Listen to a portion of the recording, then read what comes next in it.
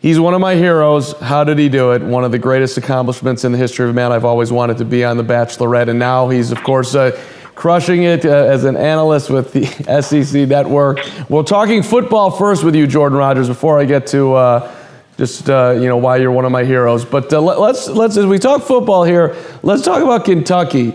First time since 2007 that they're ranked. They're 4-0. I want to know how high you think is up for the Wildcats and how high you think is up for Benny Snell. What do you think they can do this year? Well, I'm going to have their game this weekend, so I'm excited to see firsthand. Obviously, I had them against Florida. Was very impressed and surprised with what they were able to do against a very talented team, I think, in Florida, just from a roster standpoint. But when you look at Kentucky, I think really the X factor, even though he didn't have a great game last week, is Terry Wilson. Because as good as Benny Snell is, and I don't want to sound like I'm pushing him to the side because I'm not. I believe he's one of the best running backs in the SEC. But Terry Wilson is going to be the X factor for how high Kentucky's ceiling is. I don't think they've had a quarterback that is as dynamic. I know Steven Johnson was mobile, but Terry Wilson is dynamic with the ball in his hands. If he continues to progress, throwing the football, protecting the football even more so, I think they're a team that can compete in the East, and that means competing with Georgia, which is going to be tough. But if they play ball like they did against Mississippi State, a team that can run the football and simply couldn't against Kentucky, I think they got a real shot. Well, so you mentioned the Bulldogs. They get them at home in early November. I know you got them this week, so maybe you want to wait. But it sounds like you think that game is possible for Kentucky, at least to jump up and beat the Bulldogs at home. Yeah, I think it is. It's possible. Now, you have to play mistake-free. Anytime you play in Alabama, anytime you play in Georgia, you have to be completely mistake-free. And we haven't seen Kentucky do that yet. So that's the one caveat, and that's the one thing I'm waiting for them to see is can they protect the football for 4 quarters, because we know they can run the football. We know this defense is built to have long physical guys on the outside that can cover, as we saw against Mississippi State, and enough stout guys on the inside and talent at linebacker to stop the run. That's kind of the formula to beat Georgia. Protect the football, stop the run. Even though Jake Fromm is progressing, I think he's very talented. You want to try to make him one-dimensional. So I think they can do that. But there's also another team I worry about in the East, because I think Missouri proved on Georgia that they can score points against anybody. And really, if they hadn't shot themselves in the foot with a special teams touchdown and a defensive touchdown, I think they're right in that game. So I wouldn't just overlook everybody in the East other than Georgia. I think Missouri is going to be another tough one for the Cats. Fair enough, fair enough. Let me get to the Tigers in a second. I want to ask you quickly about Tennessee and whether you think they're going to get a win this year. They haven't had one since November of last year, and they got Georgia, they got Auburn, they got Alabama. It looks like the Vols could have a very miserable year. Yeah, I don't think they'll have an SEC win. When you just look at their schedule, not only do they play those teams, but I believe, off the top of my head, I don't have it in front of me, I believe a good fair share of those are on the road as well, if I'm not wrong. So that is not easy. When you're just in a rebuild, you don't really have the talent, the scheme, the talent to fit the scheme that you want to have. Those are tough opponents to play. I mean, they'll get their non-conference. I think they have a non-conference, as most people do at the end of the season, but I don't see them win one in the SEC outside of possibly Vanderbilt. I don't think we truly know if Vanderbilt can be balanced on offense. I know they can throw the football with Shermer, but I'm not sure if they can run consistently. So that would be the one that I would look at it saying, hey, they got a shot to get an SEC win here. But that's kind of a rivalry game, and you never really know on those. Yep, fair enough.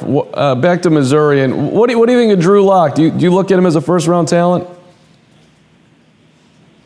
Oh, absolutely. I think he's the most talented quarterback in the entire country. I think if he would have come out in this draft, and I know this is a week where everyone saw how talented Josh Allen was, and they're on the Josh Allen hype train, but there's no way that a team drafts Josh Allen ahead of Drew Lock. They have equal skill sets, equal arm talent. Drew Lock's more mobile. He has more production in a better conference, a ton more production than Allen did in a better conference. So I think he would have been a top 10 pick last year, let alone I think he should and will be the first quarterback taken in this next year's draft. Obviously, the Oregon quarterback going to have a lot to say about that. Will Grier as well from West Virginia is a talented quarterback. But Drew Lock, his production, the league that he's played in, Derek Dooley bringing a pro-style system to Missouri is going to help his projection to the NFL as opposed to running, a play every 15 seconds with Heupel and not asking the quarterback to do much. I think all of that kind of put together means he's going to be the top guy. So, didn't look good against Georgia. You're basically throwing that one away. This guy's too talented. I wouldn't say he didn't look good. If stats will tell you one thing. Here's what the stats don't tell you. His number one receiver had a hamstring injury, and DeAndre Baker, he was a non-factor. He had 7. I think I need to check my notes. He had 7 drops, 5 throwaways, and 3 batted balls at the line of scrimmage. So his receivers weren't helping him. The coverage was excellent downfield. I think he did as much as he could with what he had. And if you look at that, he scored as many points against Georgia's defense as Jake Fromm did against Missouri's defense. They're on different playing fields there. When you play at Missouri and you're going against Georgia, you can't go apples to apples comparing him with other quarterbacks in the league. It's not the same. So, yeah, Jake Fromm from a stat percentage looks better, but Drew Lock did as much as he could with what he's asked to do in that offense. He's asked to make very low percentage throws, very difficult throws, and a lot of the times there just wasn't anybody there. So, it wasn't his best game, but it's against an elite defense, and he's proven that he can put up numbers and he's talented. Fair enough.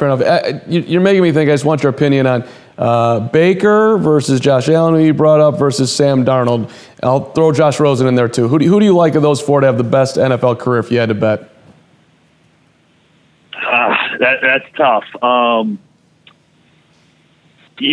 think Baker, I'm not saying Baker was or should have been the first overall pick, but since the first overall pick was Cleveland, I think he's the only guy that fit what they needed. They needed a guy from a mental standpoint that nothing would faze him, a guy that was overly confident in himself. And as much as it's been doom and gloom in Cleveland, he's been able to tune that out, and I think he's going to have them going in the right direction. I think Sam Darnold is going to be talented. I really think Josh Rosen's got a chance to be really good in this league for a long time. He's going to get the reins handed over to him. I don't think you're going to be able to measure any of these guys, in their first 1 or 2 years. They're all going to go through their ups and downs from a rookie standpoint of playing early in an NFL on bad teams. But if I had to pick 2 out of the 4 there, I think Baker and Josh have got a chance to be pretty special. Fair enough. All right, let's talk about Bama here. Is this? I mean, people are calling it the best Bama team of all time because of the offense, because of Tua, and I guess I'm just curious. Do you see it that way, that it's Alabama and we might as well not even play the season? I don't know if you might as well not play the season, but this is the most talented, most balanced, most complete Alabama team I think we've seen in a very long time, if not ever. Tua is exceptional at what he does, and as I was going through film, it's interesting. I always tell people completions are not equal. One completion is not always equal to the next. And what Tua does that's so special is even his completions are extremely accurate, because it's very easy to have an inaccurate completion, one that doesn't allow your receiver to get yards after the catch, one that sits them down, slows their pace, whatever it is. His completions are as accurate as I've ever seen. His ability to hit people in stride, the right shoulder against certain coverages, manipulate trajectory. He's as good at those things that there is in football right now. And I think that's dangerous when Alabama is really, or could really be, a pass-first team, because they can also run the football better than anybody. So maybe their defense isn't quite what we've seen in the last 8 to 10 years. I think it's good. I think it's going to get better, but that offense is better than we've seen in the last decade for sure. Do you burn Jalen Hurts' red shirt if you're Alabama? That's a tough one too. Well, I mean, if you're Alabama, selfishly, yes, you do. But if you're Jalen Hurts, very simply, you say no. Interesting. There's no reason he should be stepping on the field. I mean, as a player in this day and age with the new rule, you have to protect your eligibility. And so if they ask you to play in meaningless time, as it is, because Tua is the guy, I think you say no. You protect your eligibility at all costs. It's admirable what he's doing. It's admirable that he's stayed, that he's played. If it's me, I'm protecting my eligibility, and I'm not playing more than 4. Jordan, you're working with Holiday Inn Express, and apparently you are the master of the breakfast, and you're going to win this competition. Tell us more. Yeah, we had a fun little competition. Me, Jesse Palmer, Maria Taylor, Paul Feinbaum got together. We did a little Chops-style breakfast competition with Holiday Inn Express's new breakfast bar and buffet. I mean, I don't need to say that I was overly confident going in, but I was overly confident. I knew I was going to win that. Breakfast is my thing. I literally put together a 7-layer pancake breakfast sandwich with everything that people want: bacon, sausage, omelet. I mean, there's no way I wasn't going to win that. It was a lot of fun, though. We filmed it. You know, we've been talking football. Me being in the SEC, I travel to a different city every week. I stay in Holiday Inn Expresses. It's something that I love about the sport, is it shows me so many different cities. But I kind of have the consistency of being able to stay in one place, know what I'm going to eat in the morning. So it's a great little partnership. And actually, for all football fans out there, we're giving 15% off of staying at a Holiday Inn Express when you use holidayinexpress.com/readiest breakfast challenge. So if you're a football fan, all football season, you get 15% off. So you can kind of pick your game, pick your city you want to go see if you're a fan or a fan of a certain team, and follow along. Okay, no lie here. Have you ever walked into a Holiday Inn Express, had the breakfast when you weren't staying there? Oh, I can't say that. that would be stealing. But I would sure want to, absolutely. All right. Jordan, appreciate the time. Thanks for talking.